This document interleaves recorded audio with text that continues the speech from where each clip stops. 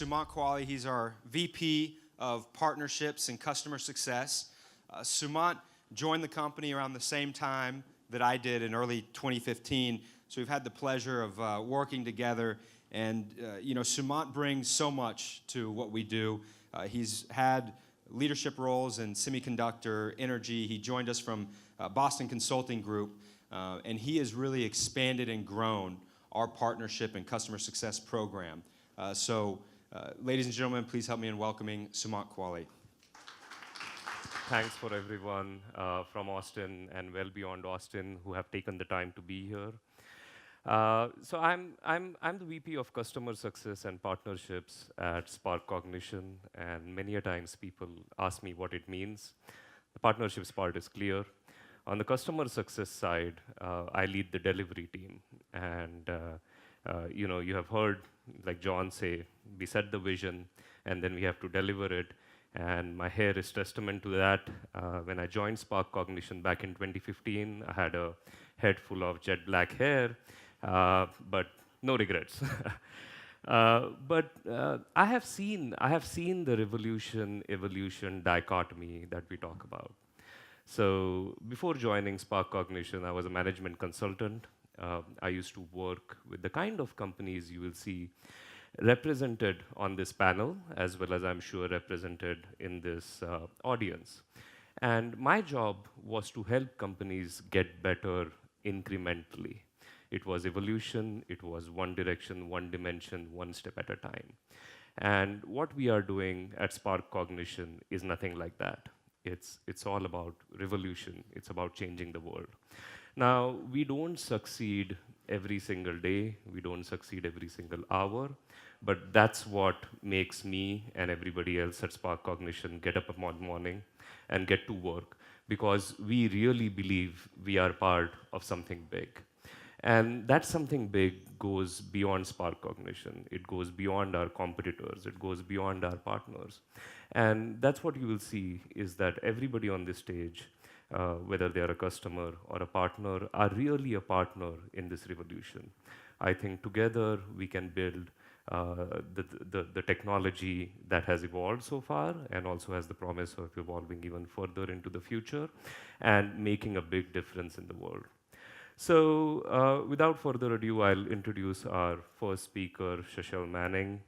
She's the Director of Corporate Innovation at Pioneer National Resources.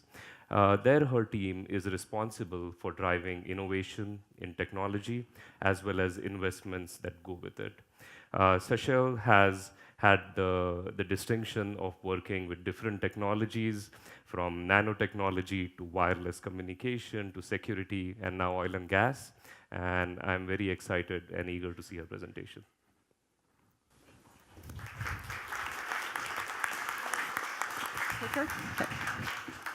Thank you for the great introduction. It's wonderful to be here today with all of you and Amir and Spark Cognition team. Thank you for having me. I don't have a clicker, so the Wizard of Oz. There we go, behind the curtain.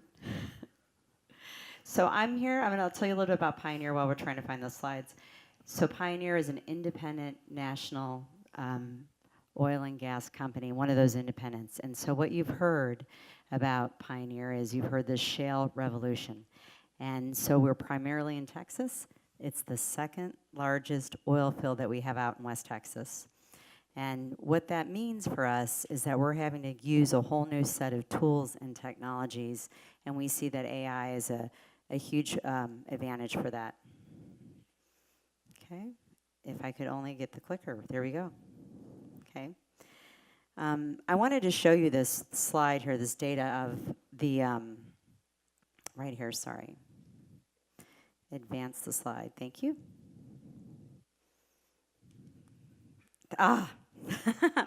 So if you look at this slide, I want to show you, I'm going to make one point here. 2011, Pioneer drilled its first horizontal well. And if you look at the growth, so how do we accomplish this? It's through analytics, it's through high performance computing, hydraulic fracking. And our goal for the future is 1 million in 10. So how do we quadruple our production and do that environmentally friendly and not have to quadruple our employee base? And for that, we've got to bring in different people. We've got to bring in different technologies. Part of what we do at Pioneer, we think about Spark Cognition, and we think about how can all of our projects are employee-led. So how do we change the culture and let people within our company start to harness these new techniques? We are using drones and thinking about, Amira spoke about this earlier, about how could we have persistent surveillance in the field? We think about, if it's vertically integrated, how could we have other machines operating together in an array, together? We have tried some early, this was some work that we did in 2015, and we used neural nets, and we thought, how could a neural net go and identify targets of core? And we did this, and our geoscientists said, this is never going to happen. So we set up this test, and believe it or not, 97.8% accuracy. So there are many high-value opportunities for AI, and what we're looking at is on our drilling rig. I want to share one specific thing, and then I'm going to conclude. See this? This is a system, and what we don't realize is you're looking at a down-hole, bottom-hole tool assembly. And what that means is that 40% of the time, our tools fail. Now, for those of you that I heard that Boeing was here, we would never think about getting on an airplane that we had 40% of the time the plane would fail. So the question is, how could we harness AI, and what would happen if we would only have 1% failure? 10% failure. That would be saving billions of dollars for our industry. The other big thing is, how can we leverage operations in science, the subsurface? If we have the second largest oil field in the world, how can we recycle our water? How can we compress our drilling time and operations? And this is something we're looking at, high performance computing, and can we use potentially AI to go find the best places for us to do our work?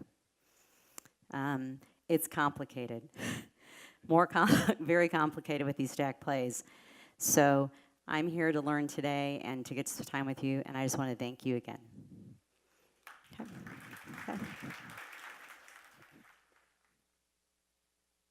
Shirley, for that great presentation. Next up, we have Ali Raza. Ali is the president of Dover Energy Automation, and he's worked in this sector for a long time. In fact, Ali, I think at Caltex, was doing IIOT before the world was calling it IIoT, and then we caught up with him. He's held different leadership positions at Honeywell most recently. And at Dover, his team is focused on increasing productivity and ROI for Dover's customers. So I'll hand it off to Ali. All right. Good morning, everyone. So Dover Energy Automation, let me just go through the introduction real quick. So what we do is we actually provide automation solution to oil and gas industry, especially focused on upstream and midstream section or the segment of that industry. Our focus is to provide the value to the bottom line of our customers by providing reliability, efficiency, and safety so that they can operate safely, they can actually get the maximum ROI on their investment on their assets. We serve the customers through some of the leading brands here that you can see on the right-hand side, or probably left-hand side there. Windrock, which actually provide asset integrity management solution, compressor monitoring, and so on. Spirit Data and Timberline are very focused on well site automation, where we actually provide solutions for rod pump, ESPs, and so on. North Seal, we provide control valves, again, for oil and gas, upstream and midstream. And finally, downhole monitoring through our Quartzstein brand that's already out there operating in the field. As we provide all these solutions, I think we also believe that in order to maximize the value to our customers, it's important to make sure that we partner with the right companies and the right partners to maximize that benefit back to the customer. I mean, we know we cannot really do everything by ourselves, so it's important to form that solution by basically partnering with service providers, with different other technologies, with platform providers, or even a partner like Spark Cognition. So as we are going into this ecosystem, it seems like the ecosystem is actually growing for the benefit of the industry as well. And I think this is where the IIoT power really comes into place, where you really capitalize on that interaction between different key players. Thanks to partners like Microsoft, thanks to partners like Spark, who basically helped us to get to that point, where now we are taking advantage of physics-based models and also the database models in order to bring those two strengths together to really kick in the value for our customers. And it's all about how we bring in the subject matter expert, the data we collect, and the knowledge that we already have that we collected over the years all together to predict better, to provide the reliability that we talked about, to provide a safe operating parameters to the customer and an environment so that they can actually work in that as well. With that, it's great to be here. Thank you so much, and we can move on to the next one. Thanks so much, Ali. And we talk a lot in the customer interactions that I have about physics-based models and AI-based models. So I hope we can cover some of that in our panel discussion. Next up, we have Ben Wilson. Ben is a technical director at Google. He's a former CTO of GE Oil and Gas, and he's also held various leadership positions in IBM. So I'll hand it off to Ben. Thank you. Good morning. And my mic's working? Okay, awesome. Well, someone had to show up. It is Austin. It is Texas. Someone had to show up as a cowboy, so that was my job today. I really appreciate being here with Spark Cognition and with so many other of the panelists today, because there is so much going on in AI today that no one can do everything yet. And when we go look at what Google's doing, most of you probably use AI that Google does today. If you use Google Photos, you can go inside your Google Photos, type in the word mountain, and it'll find every picture that there's a mountain in. If you go into Google Photos and you type cat, it'll find your cat. It'll find your loved ones in there too. And that AI is something that we've built as part of, let's see, here we go. There we go. Something we've built a part of. There we go, inside TensorFlow. We've been working on AI for a long time now. You can see us in AlphaGo in some of our Go projects that we've done. Recently, we announced a project where we were teaching AlphaGo how to play chess. And basically, all we did was teach it its rules, what the board is, and what all the pieces are. And in 4 hours, it became the best AI chess player in the world. And that happens because we've made investments like TensorFlow. TensorFlow is an open source AI tool, and this tool we open source specifically because we realized we don't know everything. We open sourced it because we're looking for input from throughout the world to be able to make TensorFlow better. And we bring that back into Google to be able to provide products and solutions that are differentiated in the marketplace. And we think that this is something that's really unique about Google and our ability to be able to go and leverage the crowd, to be able to leverage things like Git, to be able to make things better. Hello? There we go. One of the other things that we did is, in being kind of the, if you will, parent of TensorFlow, one of the things we did is we developed some very specific hardware to be able to make it run faster. Something called TPUs, Tensor Processing Units. And basically, we have a tensor processing unit. You can see it up at the top, one card. It's 180 teraflops per TPU. We just announced a couple of weeks ago that we now have a one Google TPU2 pod that's 11.5 petaflops to go run your AI on. Just to give you a reference, right? You can see it on the screen. The 10th fastest supercomputer in the world does about 10.5 petaflops. And we're building this because we truly believe AI is going to be a fundamentally different thing for everyone. I think the presentations today have already spoken a little bit about how AI is going to change the world. And AI, I hadn't heard that. AI is going to eat software.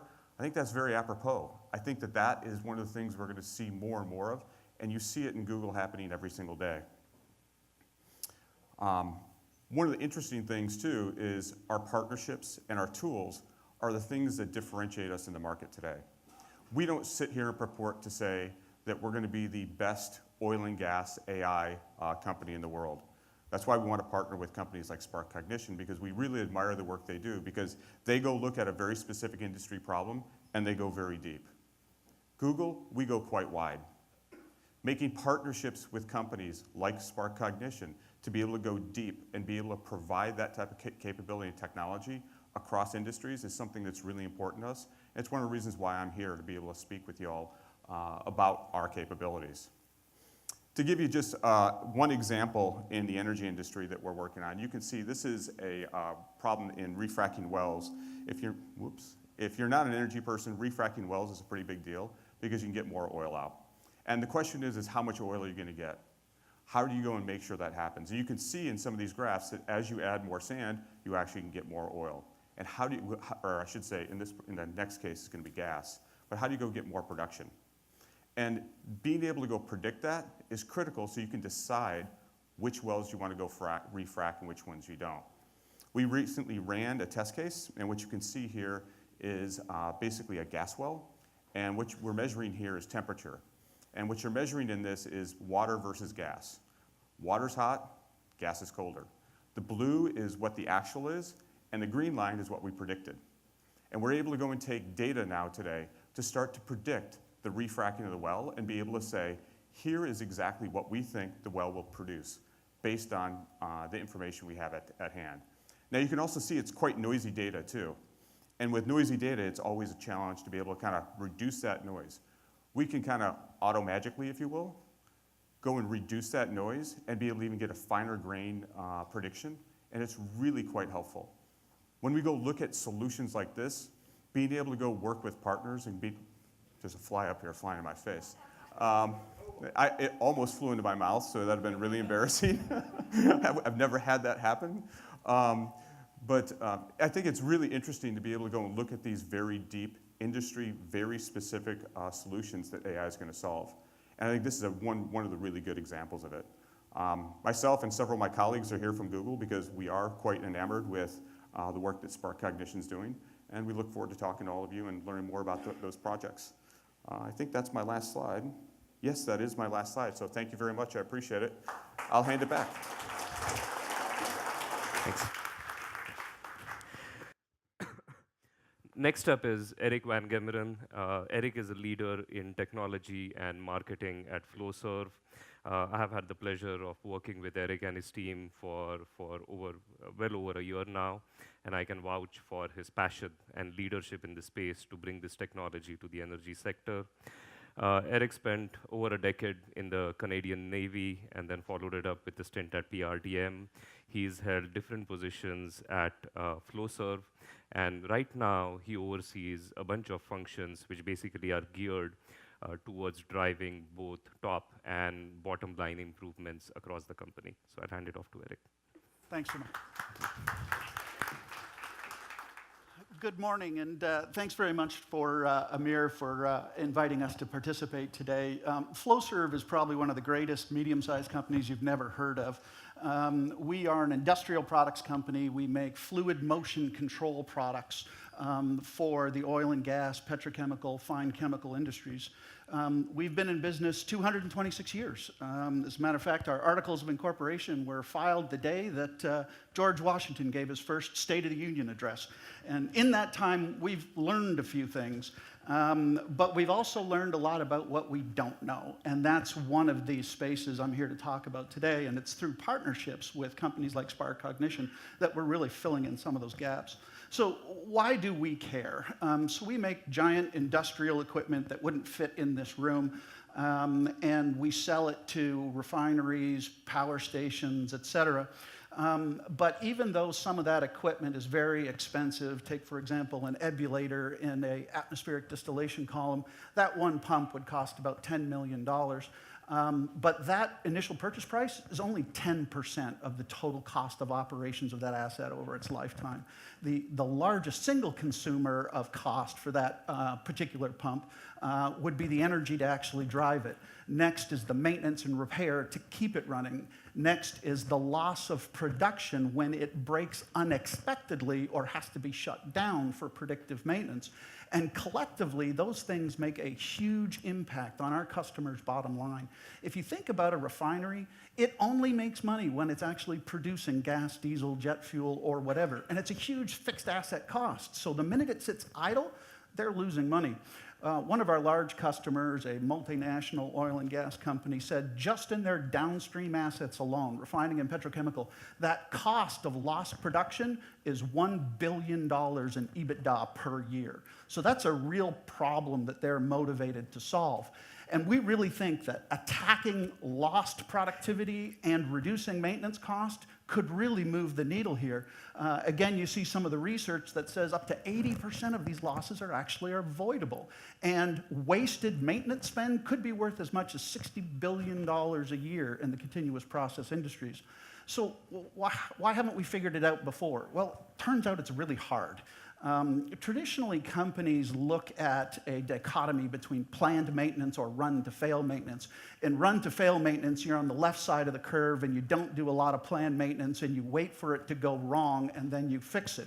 You can see your planned maintenance costs are very low, your repair costs become very high, but you also have a huge impact in that loss of production because while you're fixing it, you're not making money.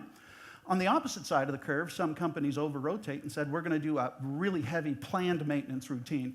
Now, you actually have to shut the equipment down to do planned maintenance. So your preventative maintenance cost goes up, your repair costs come down, but your lost production opportunity actually goes up as well. So hitting that middle point is really hard to do with today's tools. And it's worth a lot. Imagine if we could say that we could reduce your planned maintenance costs by 50%, or your repair costs by 60%, increase uptime by 30%. These are things that would have a step change improvement in the profitability of a refinery or petrochemical plant or power generating station. But it turns out that the tools that we use today just don't get there from here. Traditionally, when you use statistical models that use a track and trend approach where you capture a baseline and establish upper and lower control limits, don't give you the information that you need to do this.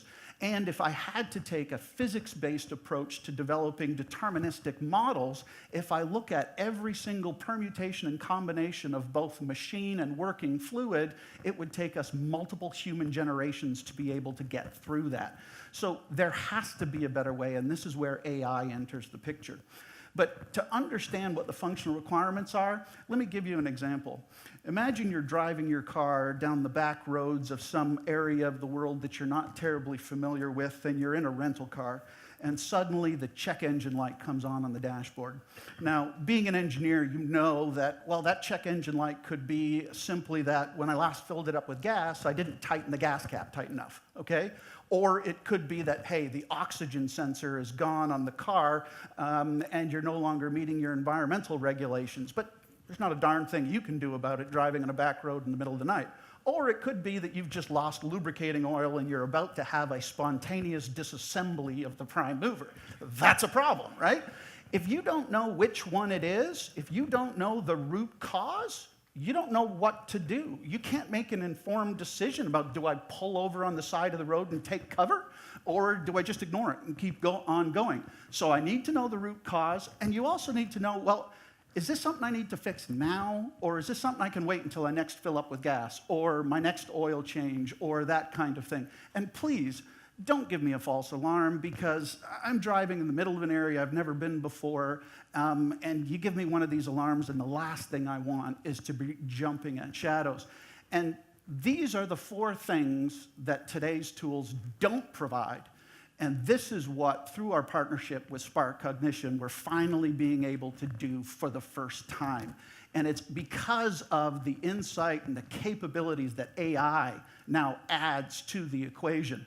Floserv's approach in this is, again, we're not an electronics and software company. We're really good at making metal shavings. We're really good at making giant pieces of equipment. We're not good at writing software or creating electronics and that kind of thing. So our approach has been stick to what we're really good at. We want to be the experts in the analytics and predictive power, and we want to partner with corporations like Spark Cognition. So I'm very proud to have been an early customer of Spark Cognition. We've been working together now for many years. We have got a number of customers who are up and running with this technology today. This has been, we finally hit that critical mass point just recently now where we're seeing a big demand for this. And but for the partnership that we have had with Spark Cognition, we wouldn't have been able to make that possible. So again, I'd like to express my sincere gratitude for Amir and his team for making that possible and making us look good. I look forward to the rest of the agenda and talking to each of you later on. Thank you.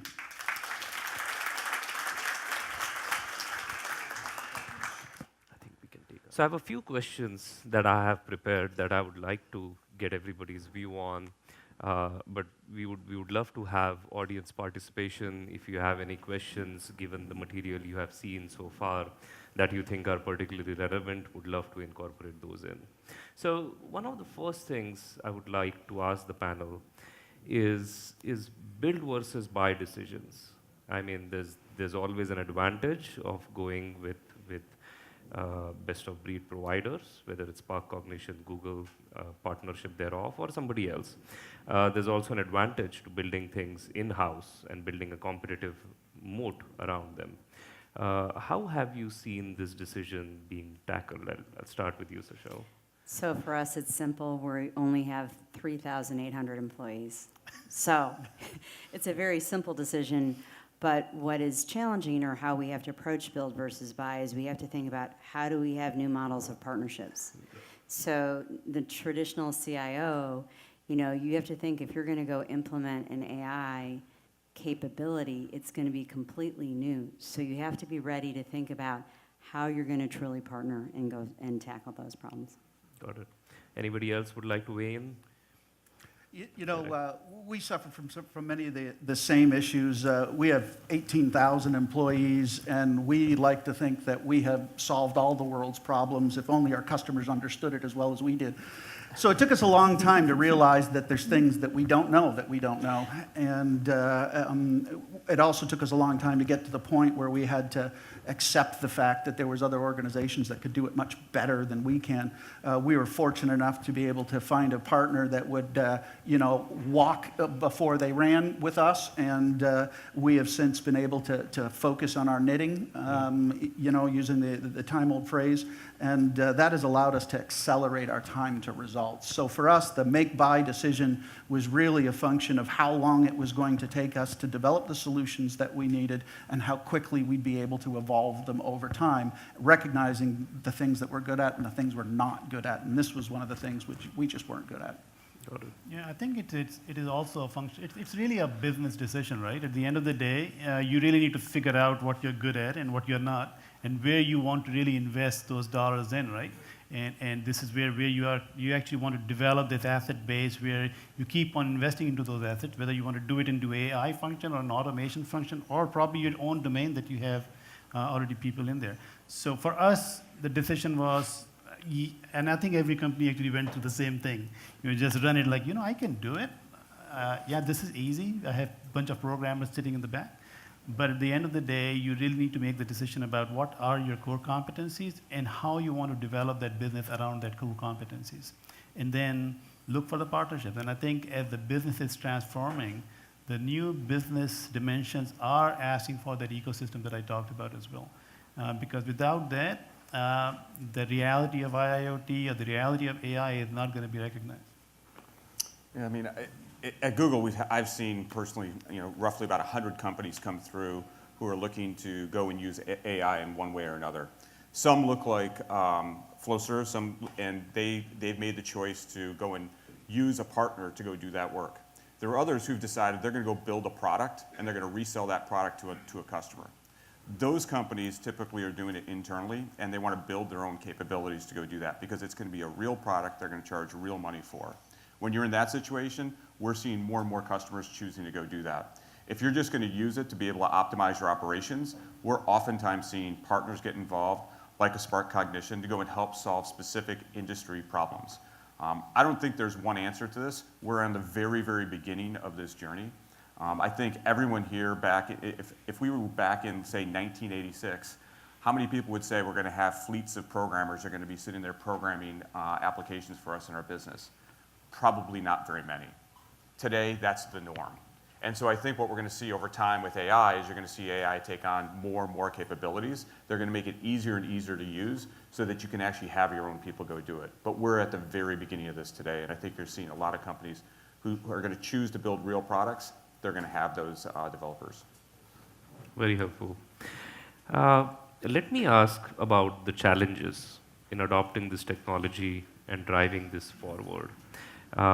In my previous job, I found the hardest tasks I had when I was not driving just technical change or a process change, but managing that change and rolling it out across 2,000, 3,000, 5,000 people. That was usually the toughest piece of the change.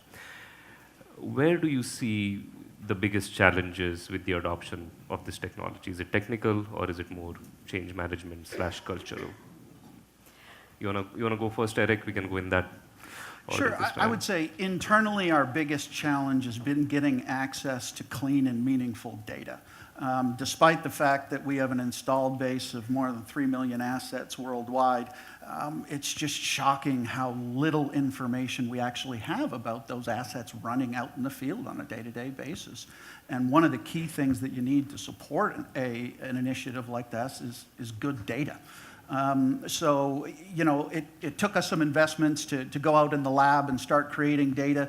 But even then, you know, when you've got an asset that costs you $1 million to build, you're not going to run it to failure in the lab just to capture some data, right? And that's, again, where we didn't know what we didn't know. And thanks to some of the IP brought to us by Spark Cognition, we were able to adapt to see how machine learning could be used to fill in the gaps in our knowledge base where we didn't have data. Externally with our customers, it's a big culture shift. I was talking this morning before coming in here, we were having a debate as which is the most risk-averse customer on the planet, the oil and gas customer or the nuclear navy. You know, and it's kind of a toss-up, but you know, our customers are such that you know, the cost of failure for them is incredibly high. And you need to be able to demonstrate to them that you actually have credibility and that this isn't going to make the situation worse. And unfortunately, while this is a topic that a lot of people talk about, it's not a topic people understand well. So there is a huge change management aspect of this when you're working with our customer base. I mean, I also think I think there's a lot of misconceptions. People look at it as like a black box, you know, stick in some data and some good things will come out. And there are certain scenarios where sometimes that does work. But I think being able to go into your industry, finding a specific use case, and being able to understand how that use case is actually going to fundamentally change your business, so you can do margin expansion or you can do accretion of revenue because you've got a new product. Those very specific use cases are what you have to define up front. The second step is data, and I would also say data is one of the most difficult things to be able to go and get and make sure it's right, and then being able to clean that data also. But I really look at the use case as the thing that you've got to get right first. So I showed you a picture of this cognitive core picture where the geoscientists, we had them had a geoscientist train and using AI and some neural nets. And what the challenge was is after we went through it, the geoscientist looked at me and he goes, well, what am I going to do now? What am I going to do now? If this can go find 97, 98% accuracy, and I spent 3 to 4 months, what do I do? And so I see that as one of our challenges of how are we going to go take people that normally were so used to doing one task, and now all of a sudden they have this incredible capability. What are they going to do next? Got it. That makes Yeah, sense. I think from my experience, what I have seen so far is I think the technology piece is relatively easier. When it comes to technology adoption and also especially the whole digital transformation, the biggest challenge that we see is the whole change management piece, as you talked about that, right? And this is where a natural resilience against, you know, I want to just preserve what I have, and I really don't want to cross that chasm. I think that is something that we fight a lot internally within the organization and also with the customer organization as well. And that came across like a normal routine every time we hit a new customer. Since we are talking about oil and gas, and we have a heavy representation of that on this panel, I have seen that data issues tend to be particularly complicated in oil and gas. I mean, I would say Floserv is almost one end of the spectrum where it's relatively clean in terms of who owns the data.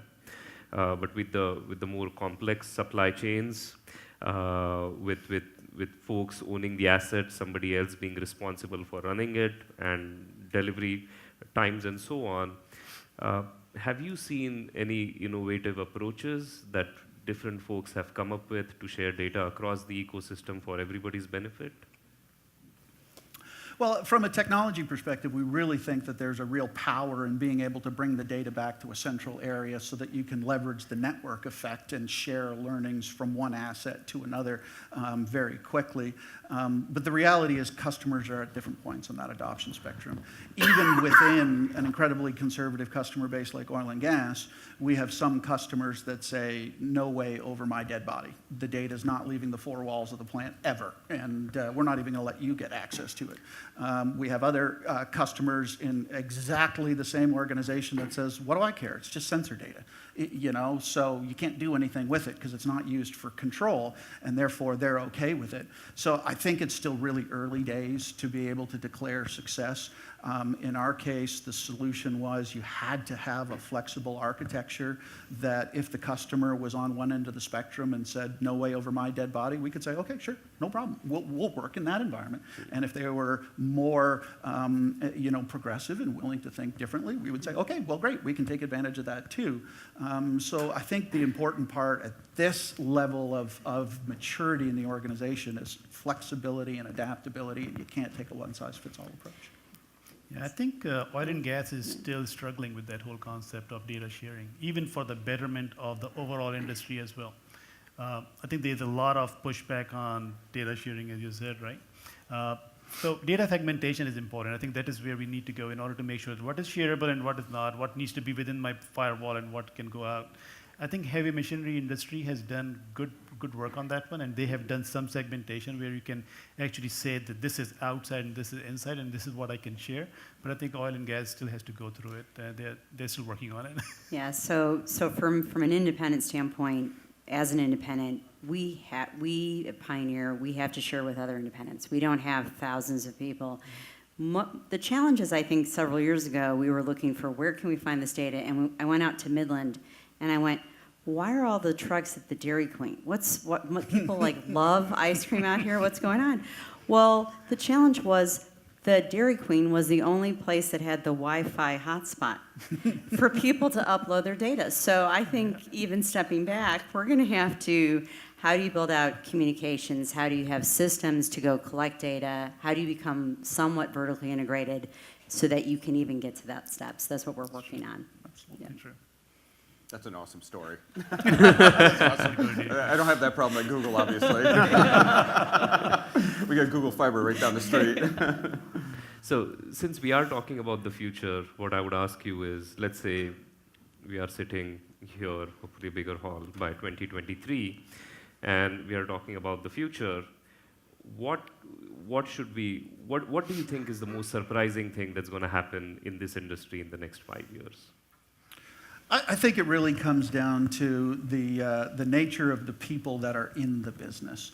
In the oil and gas business, it used to be that when you went out onto the refinery floor, there was a guy in a Nomex suit with steel toes and a hard hat on, and he'd been there for 30 years, and he could look at a piece of running equipment and scratch his temple and say, I know what's wrong with it. And he was proud to be able to do that. Already today, that guy is gone, and it's been replaced by a millennial who is in a gig economy, and he wants to do this for a year or two before moving on to something else. And I think that change in the workforce is going to force solution providers like us to completely rethink the way that we deliver our products and services, and maybe start to completely re-innovate our business model and get to the point where maybe someday we don't actually even sell production equipment anymore. Maybe, we could someday go the way of the aerospace industry where we sell uptime and power by the hour, or we sell reliability or something. So this kind of technology, I think, is opening up new ways of doing business that allow us to capitalize on some demographic trends in our end user base that could fundamentally change the way that we do business. And that's perhaps the scariest part for us. But it's one that we have to adapt to.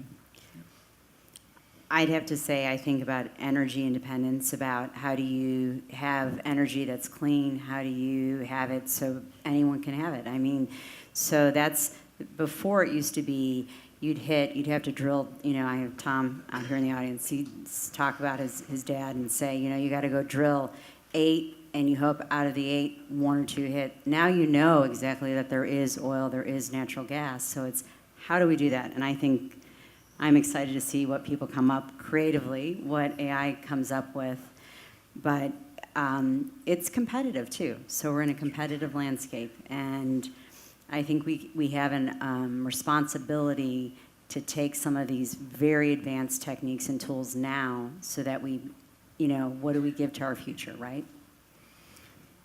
Yeah. I think the next 5 years is more focused on business transformation, which is enabled by technology. That's how I see it. And as you said, subscription models coming in and reducing the CapEx, working more towards the OpEx, Even when we talked to some of the EPC vendors a long time back, they were talking about, are we really going to be building those iron and steel? And then who is going to be owning that? Who is going to be funding this? So I think the business model transformation is going to happen in the next few years, which will be enabled through technology. So that's the biggest change that I see, really. So I'll take a little bit different track than try to talk about the technology, because I think Google's view on AI and technology is fairly well known. But I think what we're going to see is a digital leadership transformation. I think the challenge we face today is actually in the boardroom. It's not necessarily the leaders who are in charge.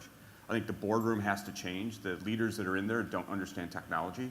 I've spoken to enough boards to talk to them, and many of them have trouble using an iPhone and adding new apps to the iPhone and how to go make the apps work with each other. If you can't understand those basic concepts, there's no way you're going to understand how AI is going to affect your business. There's no way you can develop a strategy that's going to change your business and make it a digital business. I think those things are going to change over the next 5 years, because you're going to see the laggards in every industry start to lose to digital natives, and you're going to also see over time the CEOs, CFOs, COOs all change over who are actually digital natives. Now, I'm not saying that there's anyone over 50 is going to be out of a job. That's not my point at all. I mean, when you look at Eric Schmidt, I don't think he's 50. I think he's a little older than 50, and he's our chairman, and he leads everything that Google does. And you go look, it's going to be those people who actually know that transformation. I think there's a digital leadership transformation that's going to take place. It's a great point, Ben. I was hoping you take this opportunity to announce the Google drill, but we'll leave that for another year. Okay. Well, with that, Eric, Ali, Ben, Sachel, I would really like to thank you for an engaging discussion and for the presentations, and for the audience for being involved, and a great audience. And hope we can continue the discussion further along lunch and other breaks that we have. Thank you. Thank you so much. Thank you. Thank you.